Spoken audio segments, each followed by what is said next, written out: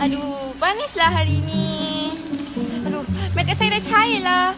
Mana bedak saya ni? Saya rasa saya bawa bedak saya. Ada tak susahlah nak buka zip makeup ni. Mana bedak saya ni? Susah betul lah nak cari barang dalam beg makeup ni. Dah lah sempit, kecil pula tu. Alah, saya tak bawa lah bedak saya. No! God, please, no! No! Iman! Hadir awak ni kenapa dapat serabut sangat ni? Apa masalah awak? Iman!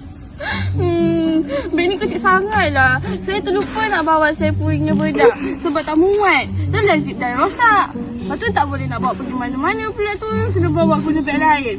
Dah Awak ni besar. kenapa? Beg ni sampai bila awak pakai? Ni dah beg saya ni. Wah, beg apa ni, Iman? Beg ni nama dia flower makeup pouch.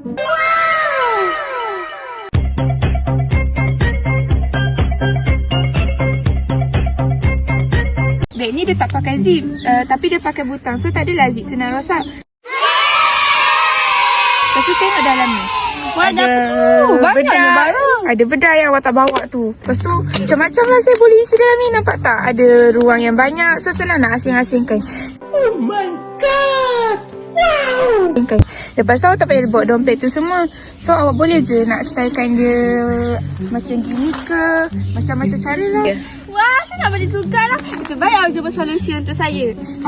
Lepas tu beg-beg besar macam gini ni awak dah boleh capai tepi dah.